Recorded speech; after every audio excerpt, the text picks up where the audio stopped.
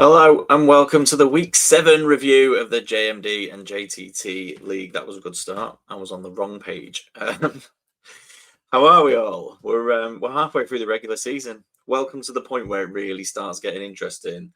As long as you've got a few wins on the board. If you haven't got maybe 3, you've only got 1 or 2. This is where it starts getting a little bit not as fun as it was before, because now it's just desperation time and you need wins. We're going to do a bit differently this week, mixing it up for your sanity and mine. So we will be looking through all the leagues. I'm not going to go into any great detail in terms of the lineups and who won what for who, but we'll go through all the leagues, see where they stand league-wise, and then from a redraft point of view, we'll look at the cup and see where teams are looking at in the cup, as we're now 7 weeks through a 10-week group stage. And then for Dynasty, I thought I'd have a little bit of a look at how everyone's doing over the first year and a half for those who've been in it for a year and a half. And also we will just look at how everybody's where everyone's up to with this year. So if we flick over to Sleeper, we'll start with redraft today. In Division A, the top scoring team this week was my Iceberg Penguins. 10-point victory over Rookie Regions. Catch me if you can. Bit of a breaker for them. 1-6 after that defeat, which is a bit disappointing, which is going to be hard to take. 155 is not a bad score at all. Also wins for Broken, Beaten and Scarred. Providence Steamroller from Mezzanine with a 5-point win there. A big win for the final boss. And a win for Team Ram Raider as well to move to 5-2. So in Division A, it looks like this. We have Mezzanine's Providence Steamroller at 5-2. Adds T 666 Broken, Beaten and Scarred at 5-2. Brown Bear Ricks Hot Off the Griddy at 5-2. And Ram Raider 1980 at 5-2. And then the final boss and Iceberg Penguins, that's me, at 4-3. Long Ping Snapper at 3-4 on the outskirts of the playoffs looking in. And then we've got Evdokios at 2-5, who might be the last one in it. Catch me if you can. So Rookie Raven and DS Liddy 92, both looking in from playoffs. They're already 3 games back with 7 to play. Got to imagine that they're probably going to need to at least go 7-7. Which means obviously 6 wins from the next 7 games. So last chance saloon for both Catch Me If You Can and DS Liddy in Division A. In Division B, wins for my Penguins of Dallas, but that wasn't quite the highest score of the week. The highest score of the week was Garmo's Clues in the Handle, who beat me by 0.6. So he got a win over Hallam by just under 18 points. So JMD's Hallam taking a loss there. I can move to 5-2 in my victory over Drubert. Also wins for Kittlemix PPR, taking them to 5-2. Bodybag Ben from Connor French with a 24-point win over the Scottish Patriot. And the JTT Commish is beaten by JMD's Ian, who also moves to 5-2. So in a pretty close division, we have 4 teams at 5-2. Kittlemix PPR at the top, my Penguins of Dallas, surviving Bodybag Ben from Ian, and Bodybag Ben 70. Bodybag Ben gets far too much credit on these updates, considering he quit the league. Connor French hanging in there at 5-2 as well. And then we've got a 2-game gap now back to the 3 teams at 3 and 4. So those 4 looking pretty secure at the top for the time being. Garmo, Hallam, and JTT Cup Commish at 3 and 4. And then we've got 3 teams who are definitely not out of it: the Scottish Patriot, Drubert, and Spalding 91, who are all just a game back on those teams who are taking up the playoff places. So looks like a 4-way fight for the 2 buys. The top 2 buy spaces at the moment. I couldn't get Sleeper to move my leagues around today, so you're gonna have to bear with me a second because I've got far too many leagues. If we move on to Division C, there it is. Division C, we have in week 7. The highest score of the week, and one of the highest scores of the week, if not the highest, we will find out. The Gumby Beard, 189 points, absolutely smashes Canal Wolves and moves to 6-1. to lead the way at the top. Also wins for MKC Papa with a 6-point win over Baby Broncos. A win for Grosy 92, just 12 points over Dingaling. Another pretty close one. Jack Donnelly gets the win by 6 points over Stop the Boats. And another a 5-point win for Ginger Mamba over Jamie G 10. So, which leaves the division looking like this. Gumby Beard is 6-1. Jack Donnelly and MKC Papa fighting for that number 1 and number 2 seed at 5-2. Stop the Boats, Jamie G 10. Stop the Boats at 4-3, and then we've got a few teams at Jamie G 10, Ginger Mamba, Grosy 92, all 3 wins, and by no means out of it, Dingaling, Baby Broncos, and Canal Wolves are on 2 wins. Baby Broncos with all of his waiver priority left, but work to do there. But again, still well in the mix. As long as you've got 2 wins, I think, especially in redraft, we're going to talk about dynasty. But I think in a 10-team redraft league, obviously the top 6 make the playoffs. You can afford to probably get to 7-7. You'd be all right. So at 2-5, it's not a problem. I think in 18 leagues, 18 dynasty leagues, you probably need 8 wins. So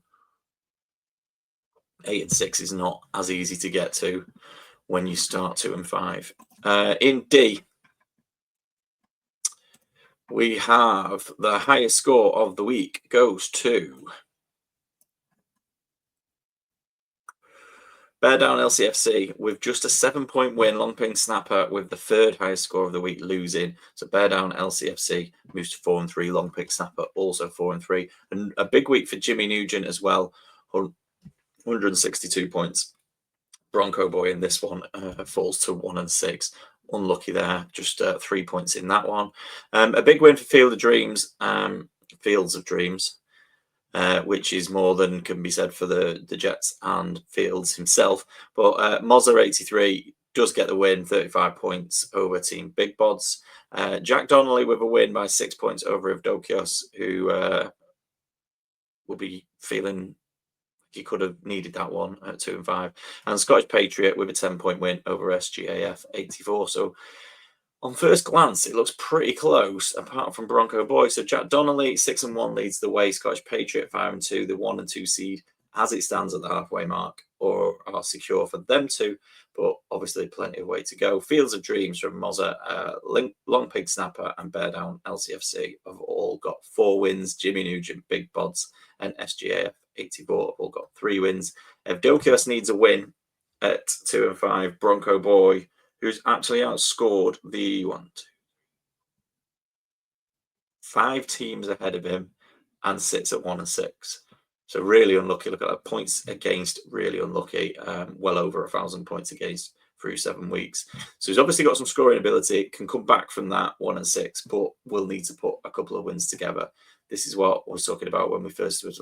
This is where week 8 is an absolute nightmare. I don't know about anybody else. I'm sure some of you have got as big a disaster as I've got in terms of bye weeks. There's a lot of teams or players that I like on bye week this week. So, yeah, my teams are struggling. But if you get the right matchups, it's going to be a good week.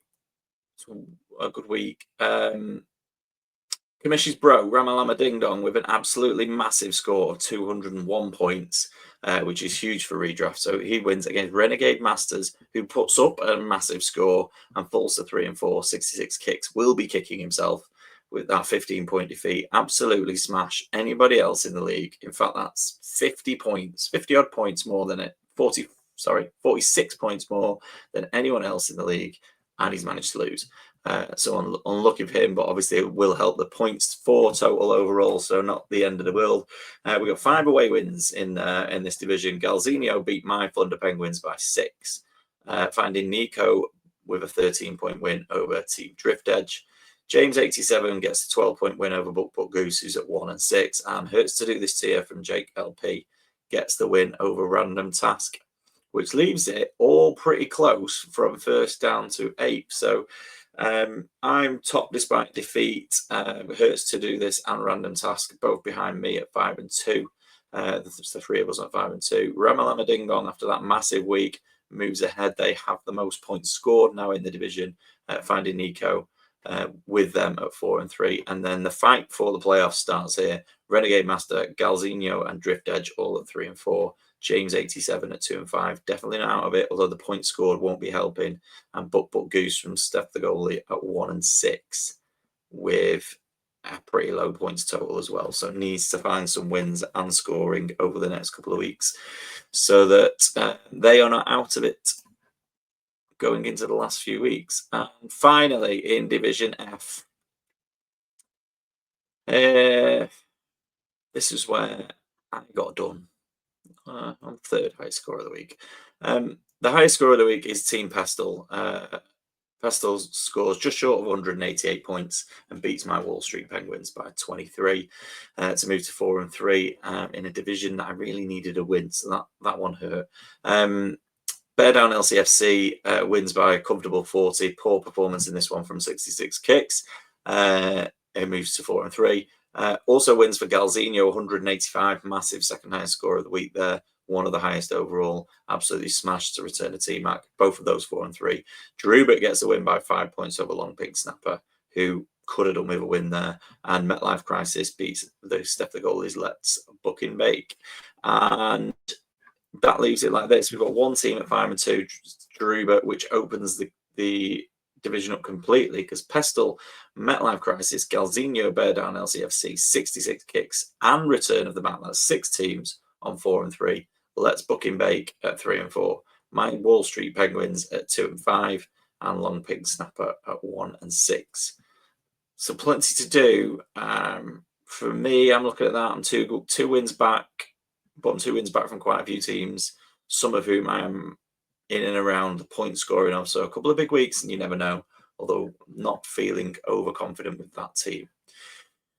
Before we move on from redraft, let's have a quick look. In fact, can I share this page? Bear with me a second. Let's remove that. And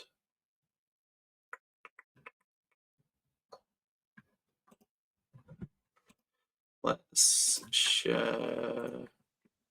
I'm sure you've all been checking the challenge site, which is great, by the way. It's all up to date, updated.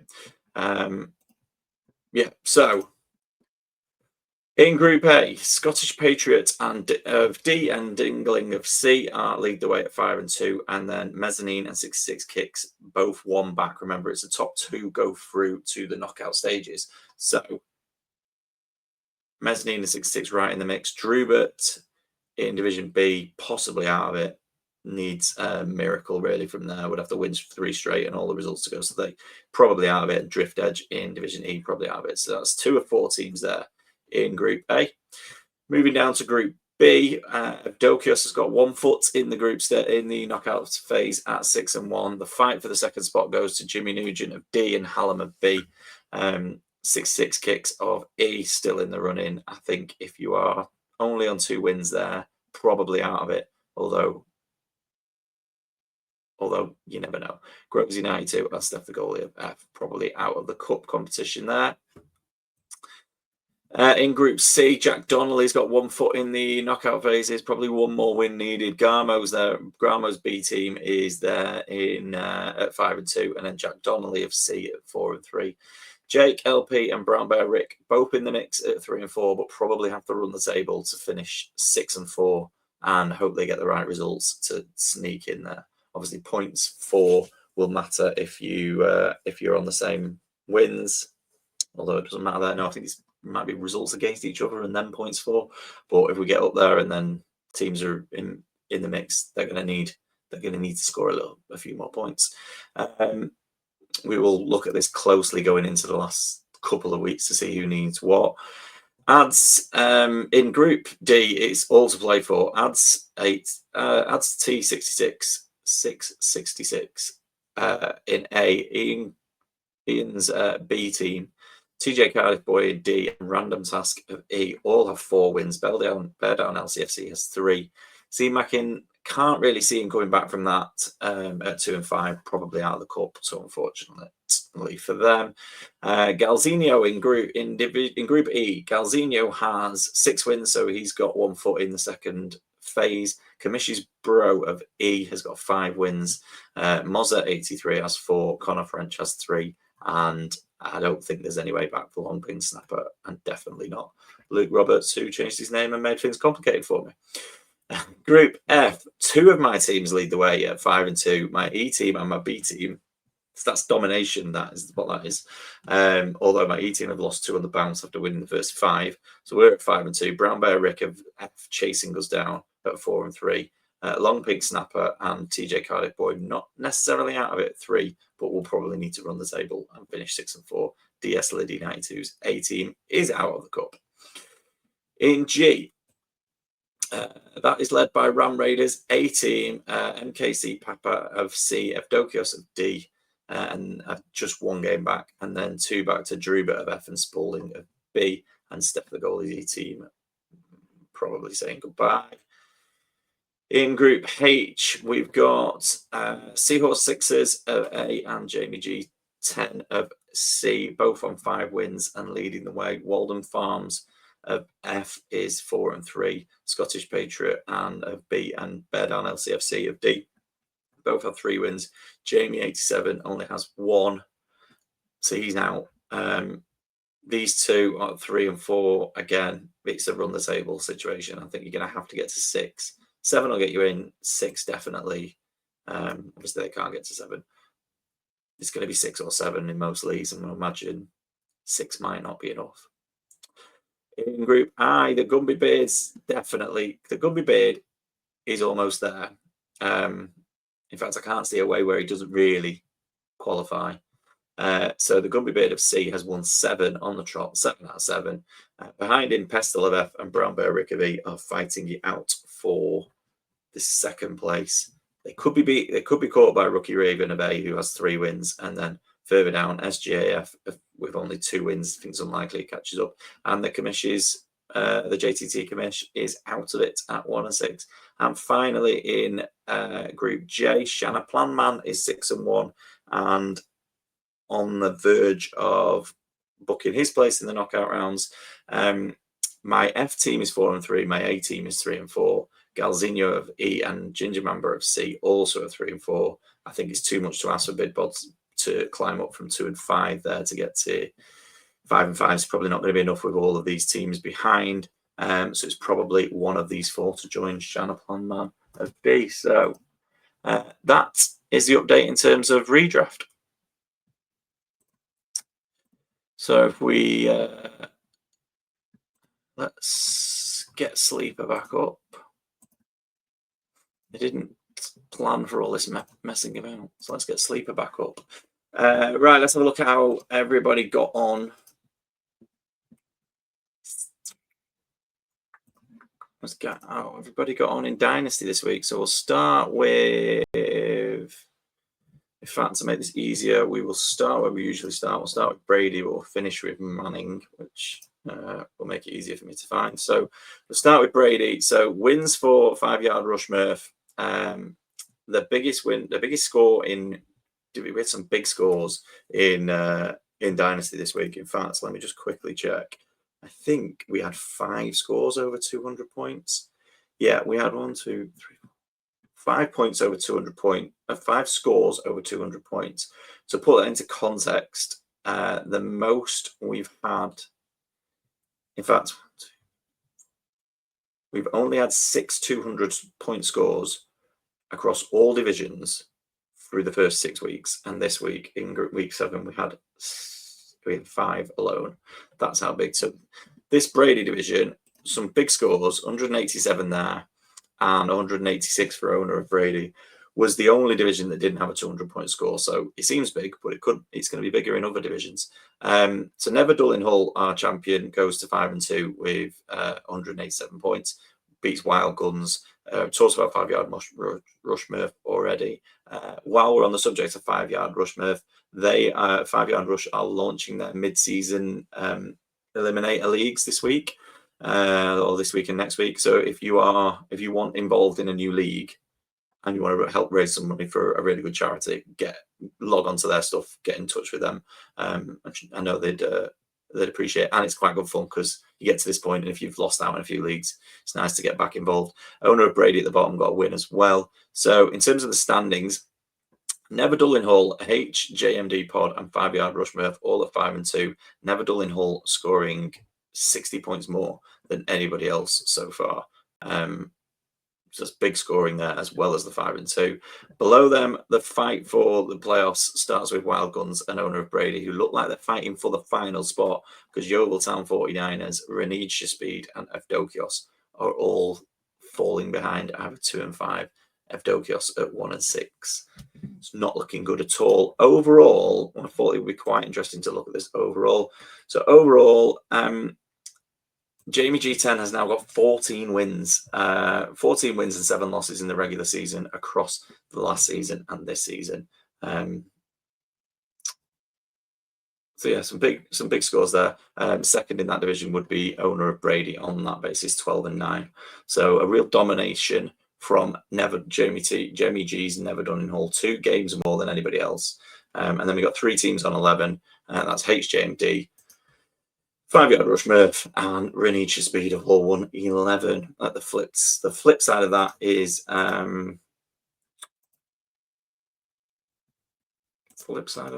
would be Evdokios, who've only won 6 of their 21 matches across the 2 years. In the Elway division this week, we have a win for Pestle, so he backs up his redraft win with a win in Dynasties, and he wins with 170 points.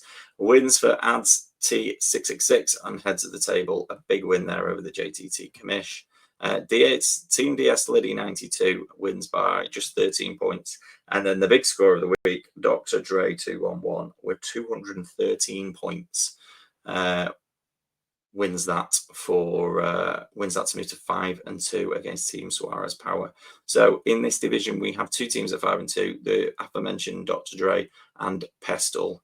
Dr. Dre with 1,200 points overall, which is huge through 7 weeks. And congratulations to them. Pestle in second, and then we've got 3 teams at 4 and 3 who look like they're fighting it out for the playoffs at the moment. Heads of the table, Chemburns and DS Liddy 92. Below them, you got 89 Monday, Suarez Power and all, and JTT Commish all at 2 and 5 and needing to put some wins together. So that they need to go on a run if they want to be in the mix when it comes to it. In the Elway division, we have the highest scoring, also on 14 wins, matching the Brady division, is Team DS Liddy, who has obviously got 4 this year, finished 10 and 4 last year, so is 14 and 7 overall. But just behind them, Pestle at 13 and 8 through 21 games of the regular season there.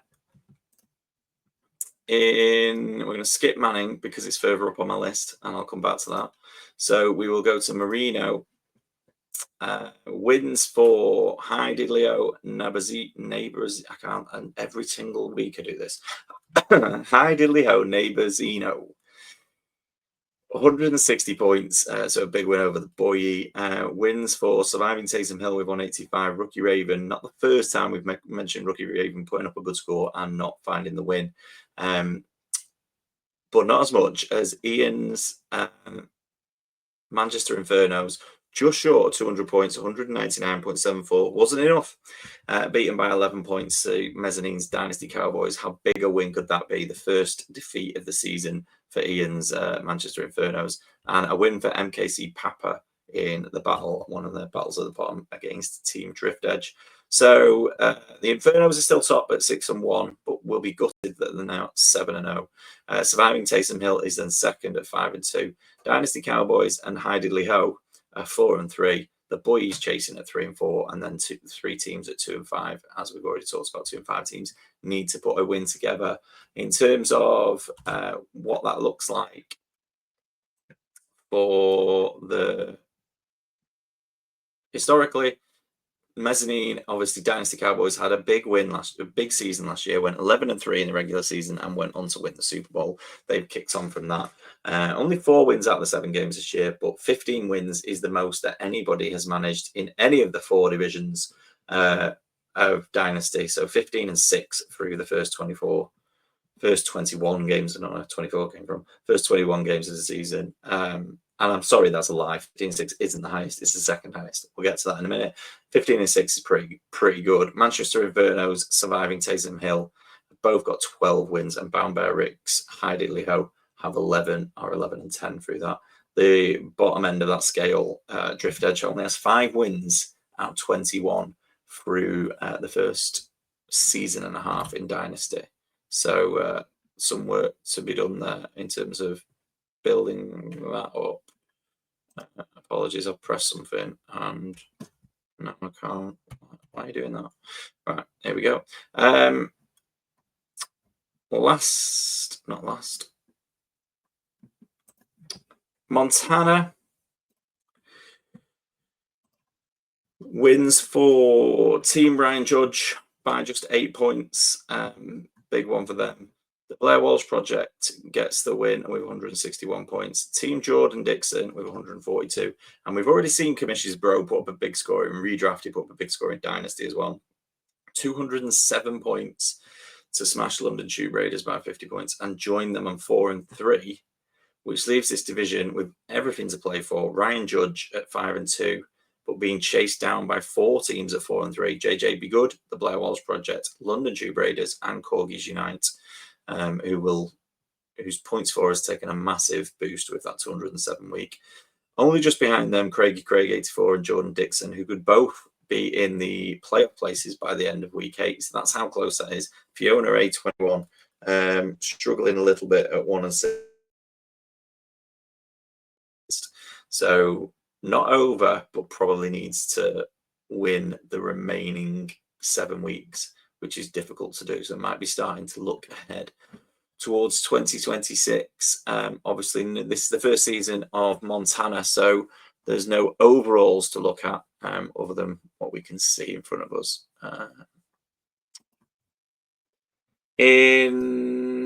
Last but not least, in the Manning division, it was a big win for my JMD Penguins of 193 against Team Big Bods 152. But the biggest matchup of the week, 201. Ian was unlucky in the Merino division. Matty Leo with 201 and didn't win, was beaten by Team Scuba League with 221 points. I'm going to check this, but I think, and it might take me a while to check it, but I think 201.44 might be the highest defeat score we've ever had. So unlucky for Matty Leo there, who really needed the win as well. Scuba League moves to 5-2 with that win. The last waltz with just 140 in comparison. Not a lot for the win. Overpaid, yes. And then Team Grid Irony moves to 6-1, scoring just 127 points, which is the 3rd lowest of the week. But it moves into 6-1, so Grid Irony 6-1. Scuba Lee is 5-2. My Penguins and the Lost Walls both at 4-3. Paid Yes at 3-4, and then 3 teams at 2-5. Big Bods, Matty Leo, and Mungry Pablo need wins, but are still fully in the mix. And when we look at how everybody's done, I mentioned that 15 wins wasn't the highest over the season and a half. That's because the Last Waltz went 12-2 last year and is 4-3 through 7 weeks this year.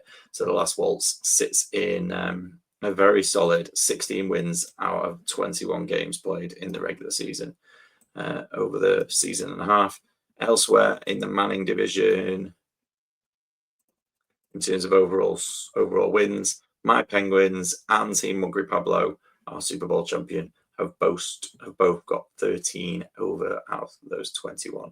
At the flip side of that, Matty Leo with just 6 wins from 21, 6, and 15. And that's it. We've got what have I got to tell you? We have got the Divisional Cup in Dynasty starting this week. So I will get the fixtures put into the chat tonight, probably before this has even gone live. So it'll already be there.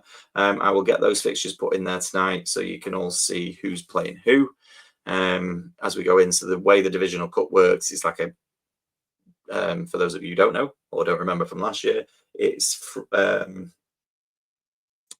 a like a quarterfinal. So from the 8 teams, play a quarterfinal, you play a semi-final, you play a final, and then the winner of each division goes into a one-off final, and the winner gets a £50 voucher, courtesy of the JMD podcast.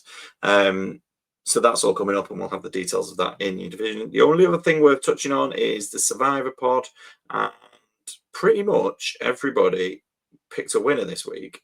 So this won't take very long. The only person to pick the wrong team and was revived was Steph the goalie, who went for the Steelers on Thursday night.